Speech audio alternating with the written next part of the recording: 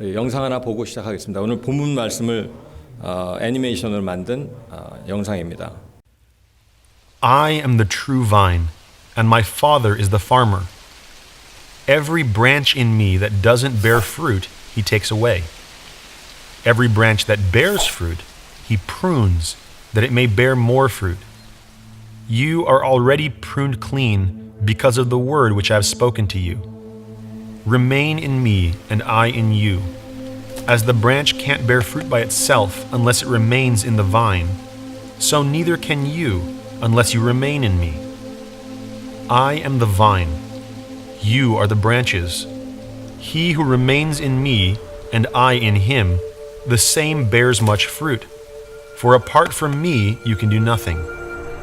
If a man doesn't remain in me, he is thrown out as a branch and is withered.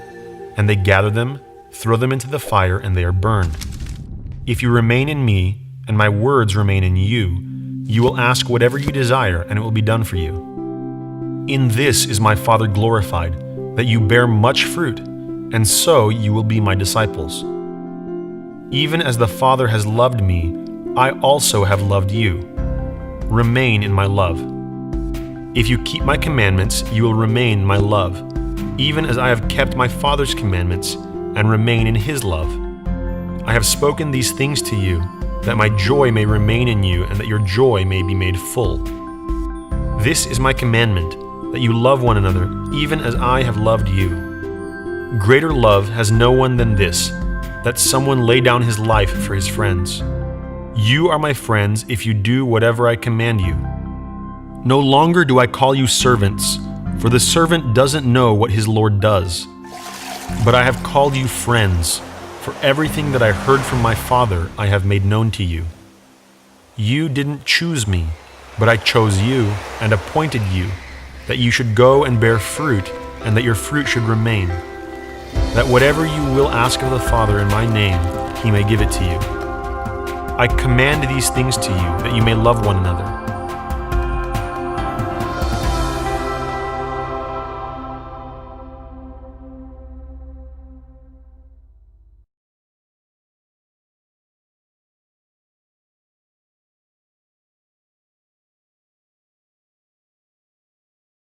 오늘 말씀의 제목은 이렇게 붙어 있으라라는 제목입니다. 이렇게 붙어 있으라.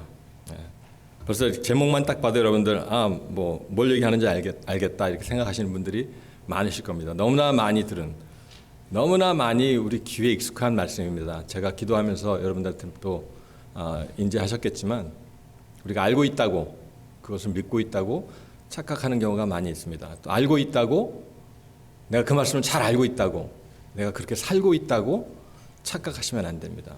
그래서 오늘 말씀을 들으시면서 그 점에 한번 주의해서 말씀을 들으시면 참 피차의 은혜가 있게 될 수 믿습니다. 캘리포니아에 가시면 방문하신 분도 계실지 모르겠습니다. 나파밸리라는 데가 있습니다.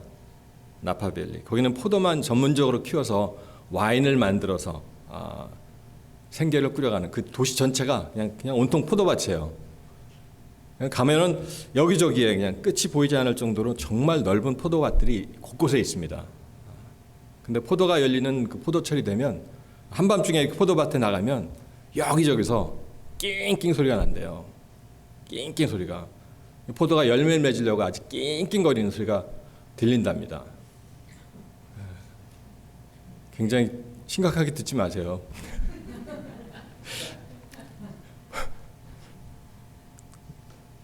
너무 심각한, 제가 그냥 거짓말 시킨 겁니다. 거짓말. 농담한 겁니다. 설마 포도나무가 열매를 맺으려고 낑낑거리겠어요. 그죠?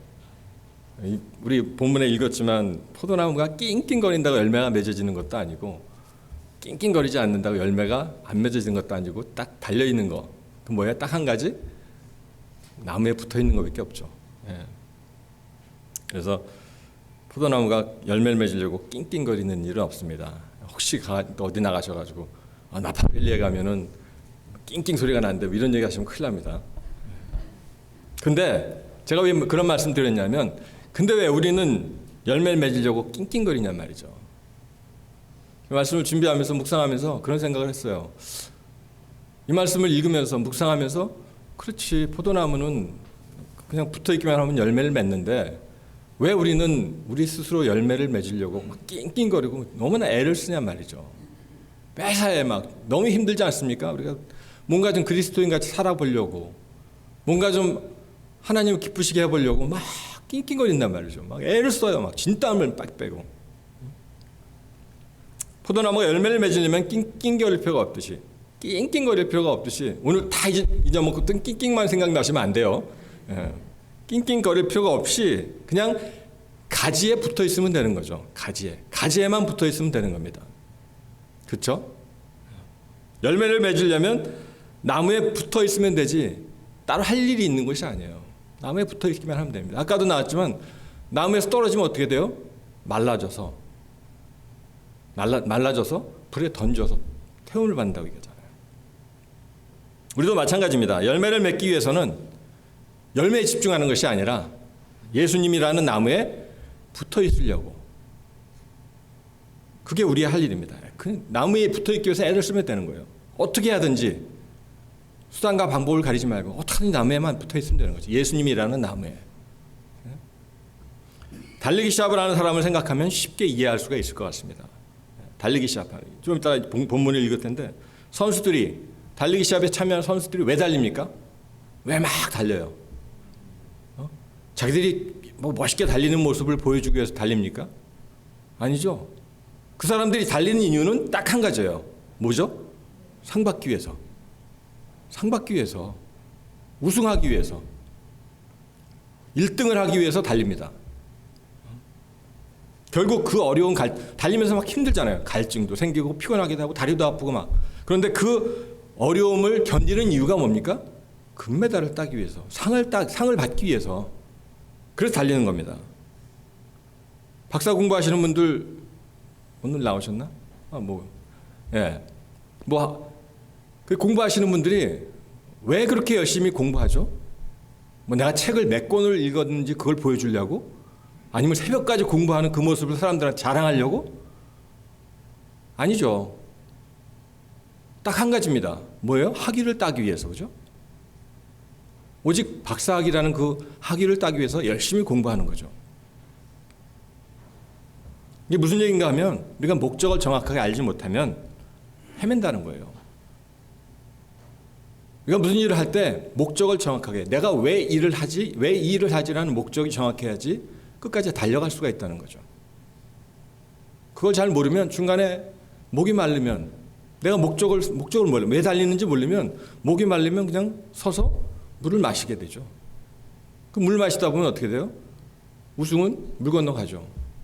남들이 다 앞서가 버리고. 달리기를 하는 이유는 딱 하나, 경기에 이겨서 상을 받기 위한 겁니다. 우리가 어떤 일을 하든지 그 목적을 정확하게 알아야 하는 거죠. 우리 고린도전서 9장 24절부터 한번 보겠습니다. 9장 24절부터 26절. 고린도전서 9장 24절부터 26절. 운동장에서 다름질하는 자들이 다 달아날지라도 오직 상 얻는 자는 하나인 줄을 너희가 알지 못하느냐. 너희도 얻도록 이같이 다름질하라. 이기기를 다투는 자마다 모든 일에 절제하나니 저희는 썩을 면류관을 얻고자 하되 우리는 썩지 아니할 것을 얻고자 하노라. 그러므로 내가 다름질하기를 향방 없는 것 같이 아니하고 싸우기를 허공을 치는 것 같이 아니하여. 이게 무슨 얘기입니까? 운동장에서 많은 사람들이 달리기를 하지만 그들이 달리는 이유는 딱 한 가지라는 거예요. 한 가지. 모든 사람들이 동일하게 한 가지 목표를 가지고 달린다는 거죠. 그러니까 상을 받으려면 권투 선수가 허공에다가 이렇게 헛손질하는 것 같이 하지 말고 목표 없이 달리는 것이 아니라 목적이 분명한 삶을 살아야 된다 이렇게 말씀하십니다. 너무나 당연한 얘기죠. 그렇지 않습니까? 너무나 당연해요.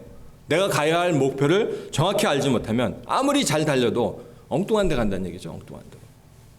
아무리 빨리 달려도 목표점이 정확하지 않으면 엉뚱한 데로 달려간다는 얘기죠. 교회도 마찬가지입니다. 하나님께서 왜 우리 지구촌 교회를 세우셨습니까? 20년 전에 왜 하나님께서 이 지구촌 교회를 이곳에다가 왜 세우셨을까요? 사람을 모으고 교회를 부흥시키기 위해서 세우셨나요?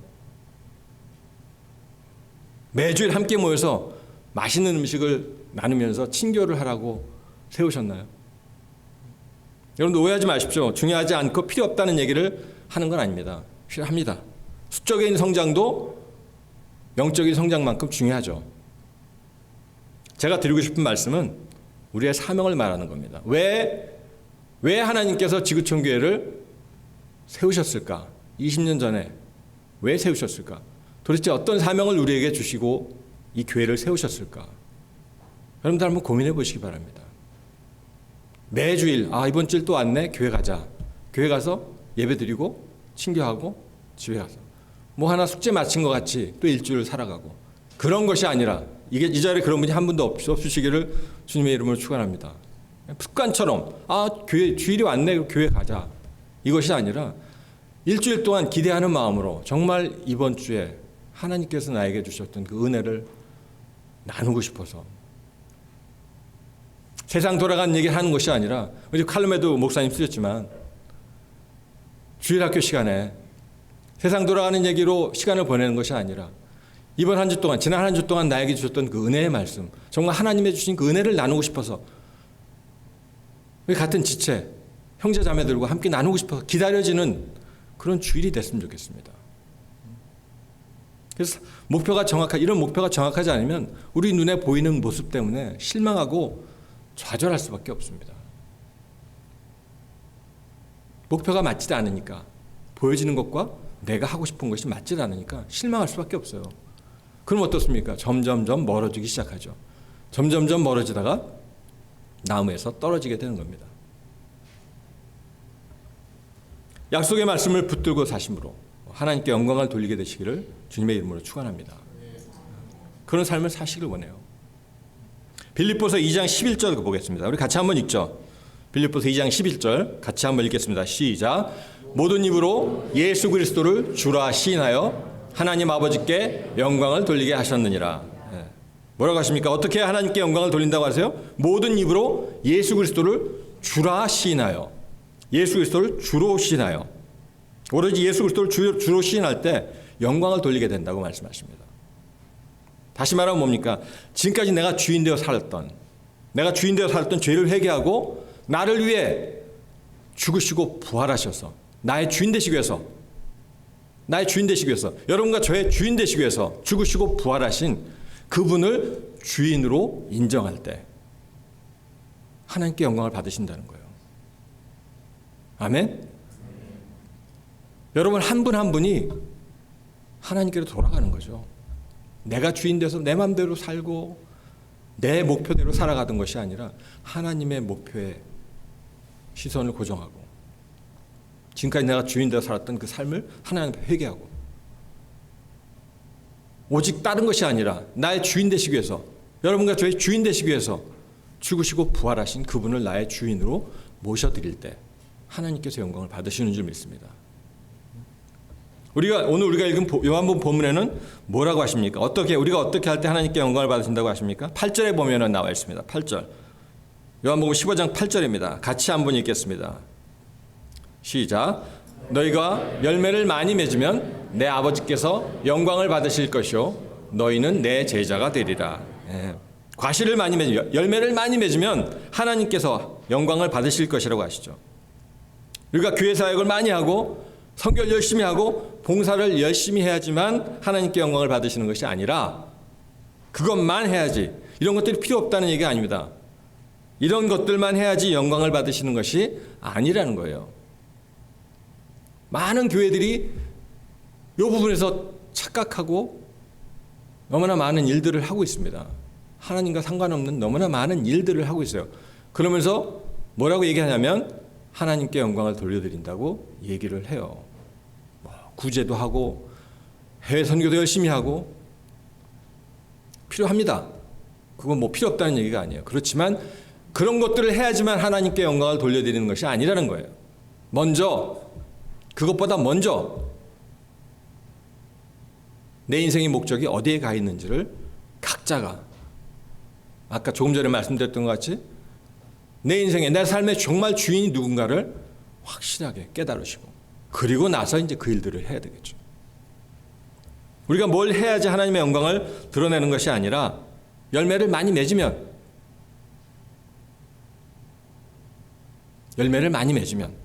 하나님 아버지께서 영광을 받으신다고 하십니다.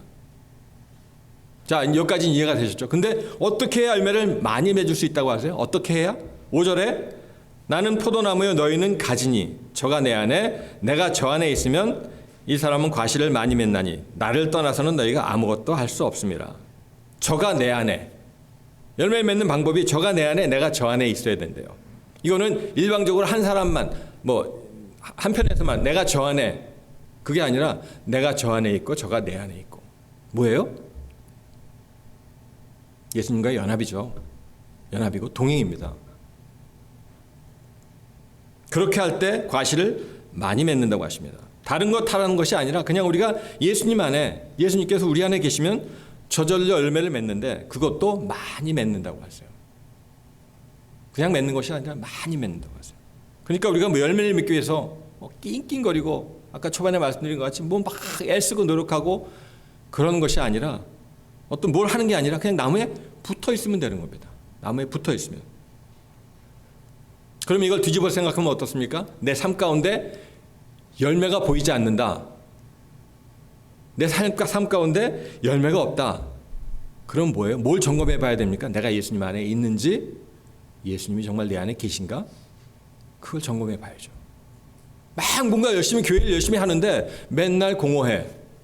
뭐 열심히 하는데 무슨 교회가 사역하기만 하면 시험 받아서 사람에 치우고 차라리 일 안 하는 게 더 나을 정도로 힘들어. 막 일하면서 막 힘들어요.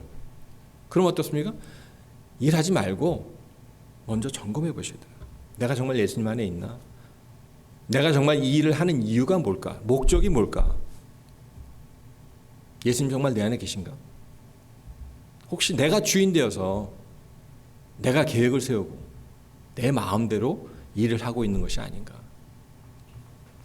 가지를 떠나서는 절대 열매를 맺을 수 없다고 하잖아요. 그러니까 우리는 죽어라 붙어 있어야 하는 거예요. 죽어야.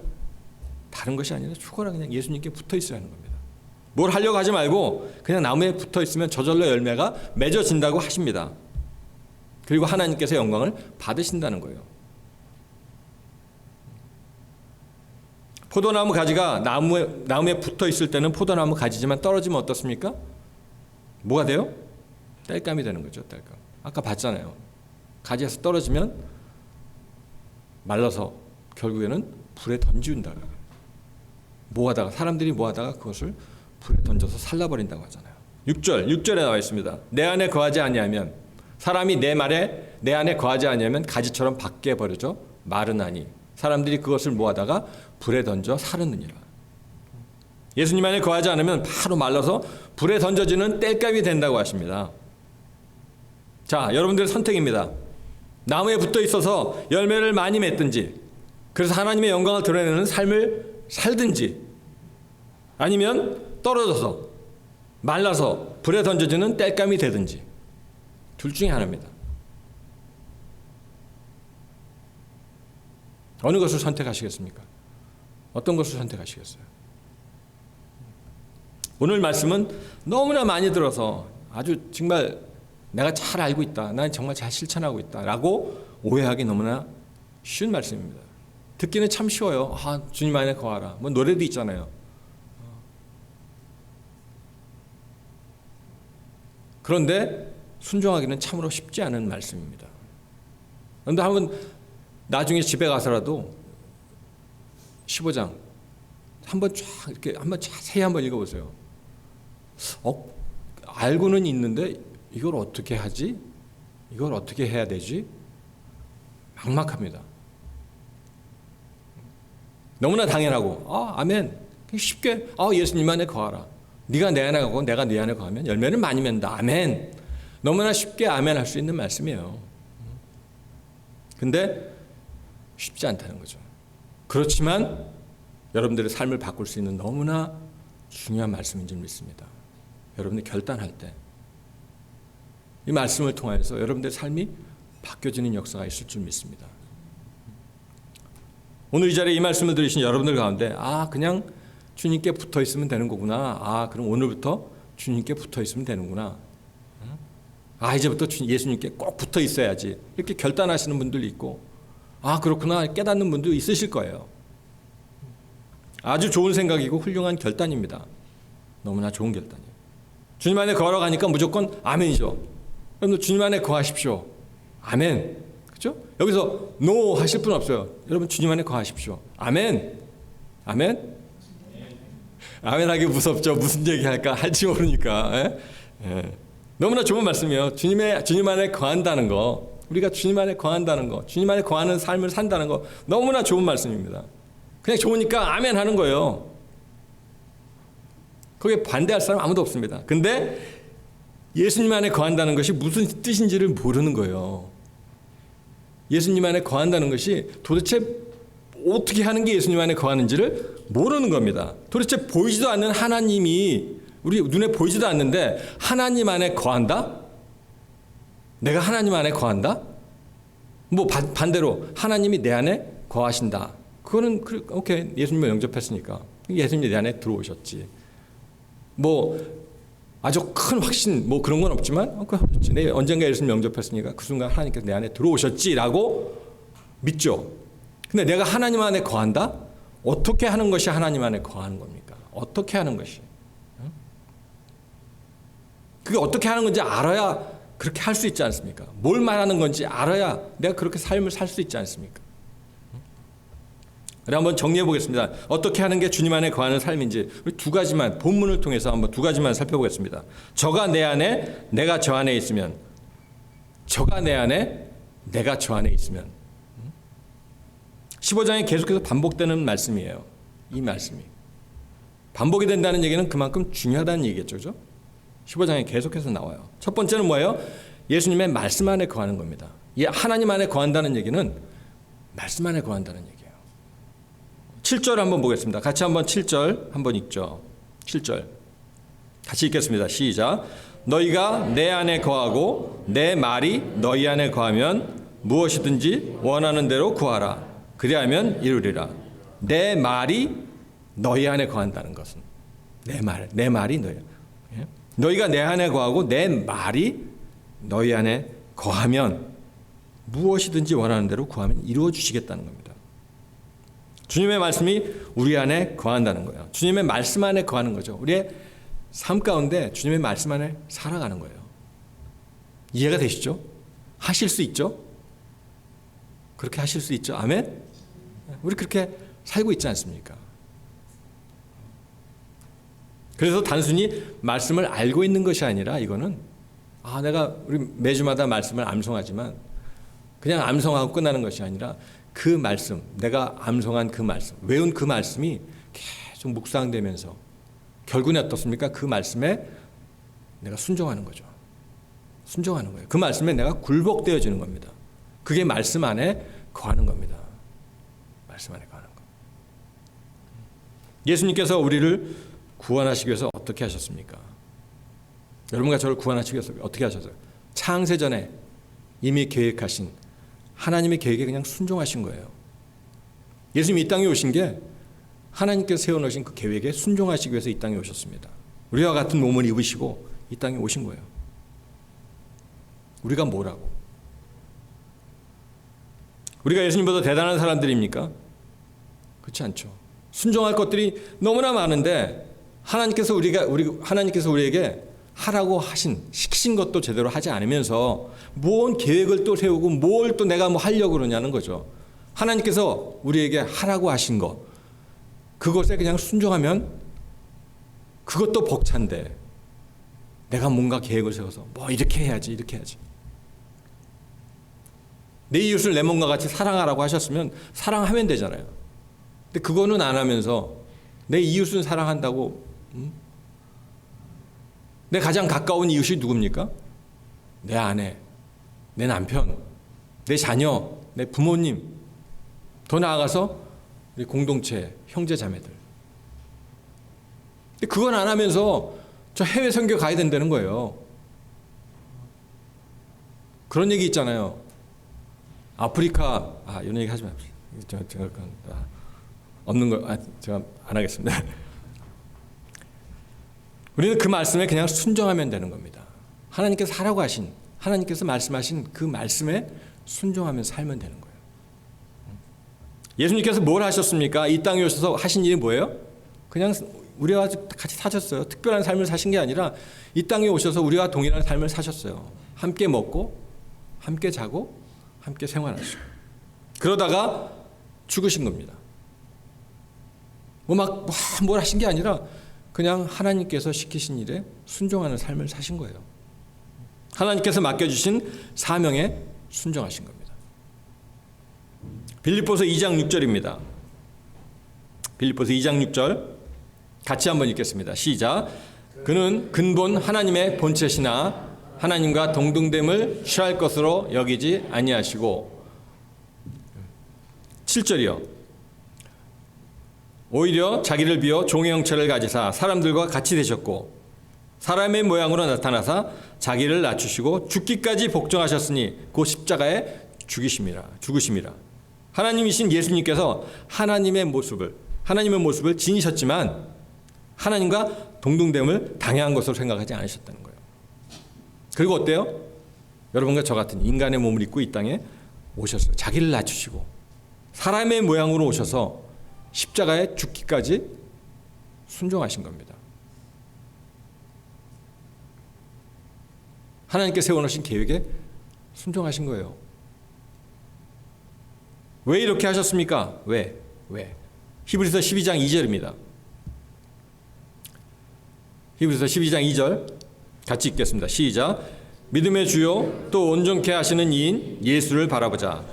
그는 그 앞에 있는 기쁨을 위하여 십자가를 참으사 부끄러움을 개의치 아니하시더니 하나님 보호자의 우편에 앉으셨느니라. 자기 앞에 놓여 있는 즐거움과 기쁨을 위해서 십자가의 고통을 참으신 거예요. 우리의 죄를 위해서 죽으셔야 하는 사명을 감당하신 겁니다. 예수님께서 그것도 자기 마음대로 계획을 세우고 살다가 죽으신 게 아니라 주님이 정하신 모습 가운데 하나님께 정하신 모습 가운데 정하신 때에 성경의 모든 말씀을 이루신 줄 믿습니다. 아멘. 예수님께서 그렇게 사신 거예요. 두 번째는 뭡니까? 예수님의 사랑 안에 거하는 겁니다. 예수님의 사랑 안에. 그리고 계명을 지키는 거죠. 15장 9절에 보시면 아버지께서 나를 사랑하신 것 같이 나도 너희를 사랑하였으니 나의 사랑 안에 거하라. 처음에는 첫 번째로 뭐라 그랬습니까? 말씀 안에 거하는 것. 두 번째는 하나님의 사랑 안에 거하는 것. 15장 9절에 나의 사랑 안에 거하라 하시고 10절에 뭐라고 하셨냐면 내가 아버지의 계명을 지켜 그의 사랑 안에 거하는 것 같이 너희도 내 계명을 지키면 내 사랑 안에 거하리라. 내 계명을 지키면 사랑 안에 거한다는 거예요. 그 앞장에 한번 보겠습니다. 앞장에 14장에 보시면 14장 23절에 보시면 나를 사랑하면 내 말을 지킨다 이런 말씀을 하셨어요. 예수님께서. 7절에 말씀하신 것 같이 예수님 안에 거한다는 건 말씀 안에 거하는 것이고 그죠? 아까 그랬죠. 예수님 안에 거한다는 것은 말씀 안에 거하는 것이고 예수님의 말씀 안에 거하려면 그분을 사랑해야 말씀 안에 거할 수 있다고. 나를 사랑해야 내 말을 지킨다고 하잖아요. 조금 복잡하죠. 첫 번째가 뭐예요? 예수님 안에 거한다는 것은 뭐예요? 말씀 안에 거한다는 것이고 말씀 안에 거하려면 사랑해야 거할 수 있는 거죠. 이해가 되시죠? 네? 결론적으로 정리하면 어떻습니까? 주님 안에 거한다는 건 뭐예요? 주님의 사랑 안에 거한다는 것이고 주님의 사랑 안에 거한다는 얘기는 주님의 계명을 지키는 것입니다. 이해가 되십니까? 그러니까 주님의 사랑 안에 거한다는 것은 마지막에 뭐예요? 주님의 계명을 지키는 거예요. 복잡하죠 조금. 너무 간단합니다. 주님의 사랑 안에 거한다는 것은 우리가 예수님을 사랑해야. 제가 일전에 한번 예를 들었을 거예요. 조금 다른 얘기지만 이해를 돕기 위해서 하나님의 음성을 듣는 법. 여러분들 하나님의 음성을 듣고 싶으시죠? 하나님의 음성을 듣는 법. 제가 언젠가 한번 책을 읽었는데 거기에 나온 얘기가 전체적인 줄거리가 그거예요. 하나님의 음성을 듣는 법. 그러면서 무슨 얘기를 써놨냐면 아버지와 딸의 관계를 얘기를 한 거죠. 아버지가 늘 딸에게 이거 하지 마라. 이건 이렇게 해야 된다. 이건 이렇게 해라. 이렇게 해라. 계속 자라면서 계속 아빠가 얘기한 거예요. 그리고 딸이 아빠를 떠났습니다. 이제 대학을 갔겠죠. 멀리 떠났어요. 가서 어느 순간에 어떤 일이 딱 닥친 거예요. 자기를 유혹하는 일이 닥친 거예요. 그런데 그 순간에 아버지의 음성이 들리더라는 거예요. 자기 아버지의. 평소에 자기에게 이건 하지 마라. 술은 먹지 마라. 나쁜 친구 사귀지 마라. 이렇게 늘 말씀하셨던 그 아버지의 음성이 유혹의 순간에 술잔이 딱 앞에 오니까 자기 아빠의 음성이 들리더라는 거예요. 그 얘기를 쓰면서 하나님의 음성을 듣는 것도 동일하다 이렇게 얘기를 하시더라고요. 매일매일 삶 가운데서 내가 하나님의 음성을 접하면 뭐예요? 말씀이죠. 하나님의 음성을 접하던 사람은 어느 유혹의 순간이 됐을 때 그 아버지의 하나님 아버지의 음성이 들린다는 거죠.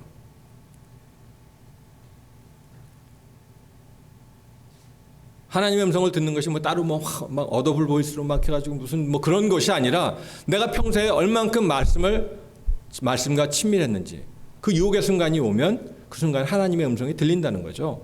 따로 들으려고 노력하는 것이 아니라 그 음성이 들린다고 하십니다. 그런데 조건이 있습니다. 이것 때문에 제가 말씀을 드린 거예요. 조건이 있습니다. 딱 하나. 하나님하고의 관계를 얘기를 하세요. 자기가 나와 그 얘기를 썼던 그 작가가 뭐라 그랬냐면 아버지의 음성이 들렸을 때 아버지가 늘 나에게 말씀하셨던 그 음성이 들렸을 때 관계가 가장 중요하다는 거예요. 나와 아버지의 관계. 만약에 아버지의 관계가 안 좋다. 아버지의 관계가 형편없었다 그러면 아버지의 음성이 들린 순간 반대로 나간다는 거죠. 절대 순종하지 않고 아버지가 하지 말라는 걸 하겠다는 거죠. 그런데 아버지와 관계가 너무 좋은 자기는 맞아. 아빠가 나를 이렇게 하지 말라 그랬지. 그 유혹에서 벗어나올 수 있었다. 이렇게 말씀을 하시더라고요. 하나님과 관계도 동일합니다. 똑같습니다. 우리가 하나님하고의 관계가 좋으면 하나님의 말씀이 떠올랐을 때 맞아. 그 말씀에 100% 순종할 수 있죠. 관계가 나쁘면 어때요? 맞긴 뭘 맞아. 내가 하나님 그 반대로 나간다는 얘기죠. 하나님의 음성이 들려도 순종하지 않는다는 거예요. 마찬가지입니다. 우리가 주님과의 관계에서 주님을 사랑해야 주님의 계명을 지킨다는 거예요. 주님을 사랑하지 않으면 관계가 나쁘면 계명을 안 지킨다는 얘기죠. 결국 주님의 사랑 하나에 거한다는 것은 주님의 계명을 지키는 것과 같은 것입니다. 요한복음 14장 한번 보겠습니다. 14장 15절에 계속 같은 얘기예요. 15절에 너희가 나를 사랑하면 나의 계명을 지키리라. 21절에 보시면 나의 계명을 지키는 자야 나를 사랑하는 자니 나를 사랑하는 자는 내 아버지께 사랑을 받을 거예요. 나를 사랑하는 자라야 나의 계명을 지킨다고 그러고 나의 계명을 지키는 자라야 나를 사랑한다고 말씀하십니다. 결국엔 뭐예요? 사랑과 계명은 떨어질 수가 없는 거죠. 예수님께서 몸소 실천하신 겁니다. 이거. 예수님께서 13장에 보시면 예수님의 발을 닦아주시고 그 사랑에 대한 얘기 쭉 하시잖아요. 예수님께서 그 말씀하시고 내가 했던 대로 너희도 가서 실천해라. 내가 너희를 사랑했던 것 같이 너희도 가서 실천해라. 계명을 지켜서 사랑 안에 거하라는 거예요. 예수님의 계명이 뭡니까? 결론입니다. 예수님의 15장 12절 왔다 갔다 하죠 오늘 좀. 15장 12절 같이 한번 읽겠습니다. 시작. 내 계명은 곧 내가 너희를 사랑한 것 같이 너희도 사랑하라 하는 이것이니라. 뭐예요? 내가 너희를 사랑한 것 같이 너희도 서로 사랑하라는 거예요. 그게 계명이라는 거죠. 예수님께서 우리를 사랑하신 것 같이 우리도 서로 사랑하라는 거예요. 서로 사랑할 때 어때요? 열매를 맺는다는 겁니다. 서로 사랑할 때 열매를 맺는다는 거예요. 그것도 많은 열매를 맺고 그렇게 되면 많은 열매를 맺고 그래서 하나님께서 영광을 받으신다고 하십니다. 아멘. 그럼 결론적으로 뭐예요? 쭉 말씀을 드시면서 뭐가 제일 머리에 많이 남아요? 계명, 사랑과 계명이요. 너희가 내 안에 내가 너희 안에 여러 가지 복잡한 얘기를 쭉 하셨지만 그 핵심에 뭐가 들어있냐면 사랑하라는 거예요. 그게 하나님의 계명이라고 말씀하시는 거예요. 13장부터 쭉 나오는 말씀은 예수님께서 십자가에 죽음을 준비하시면서 하셨던 유언과도 같은 말씀입니다. 유언. 보통 유언은 마지막에 삶 가운데 가장 중요한 말씀을 하시잖아요. 예수님께서 하신 유언과도 같은 말씀이에요. 우리 17절 같이 한번 읽고 말씀을 마치도록 하겠습니다. 17절 같이 읽겠습니다. 시작. 내가 이것을 너희에게 명함은 너희로 서로 사랑하게 하려 함이라. 내가 이것을 너희에게 명함은, 예수님께서 이 말씀을 하시는 것은 너희가 서로 사랑하게 하는 거예요. 서로 사랑하게 하려는 것이라.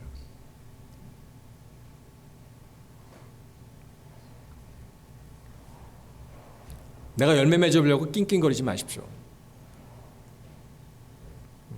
그렇게 낑낑거리게 애쓰는 것이 아니라 우리의 죄를 위해서 자기 아들까지, 자기 아들을 내어주면서까지 사랑을 확증해 주신 그 사랑을 우리가 실천하는 거예요. 그 사랑에 순종하는 겁니다. 순종함으로 우리 삶 가운데 풍성한 삶을 맺을 수 있고 풍성한 삶으로 하나님께 영광을 돌리게 되실 줄 믿습니다. 여러분들 한번 오늘 말씀을 통해서 한번 가만히 생각해 보세요. 내가 가장 지금 내 주위에 가장 가까운 이웃이 누구인가? 과연 내가 하나님께서 나에게, 우리에게 주신 그 계명에 순종하고 있는가?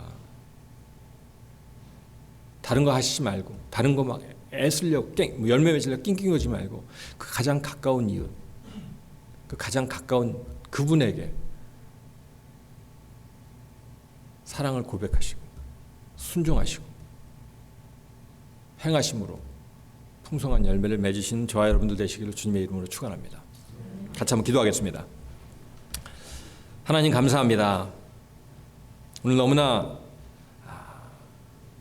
예수님께서 우리에게 하신 유언과도 같은 그 말씀을 감히 나누었습니다. 아버지 하나님, 성령님 우리의 마음 문을 열어주시고 주님 인도하여 주셔서 우리 마음 가운데 작은 결단이 일어날 수 있도록 도와주시고 내가 그 말씀대로 한번 살아버리라는 그 결단대로 살아가는 저희들 될 수 있도록 주여 인도하여 주시옵소서.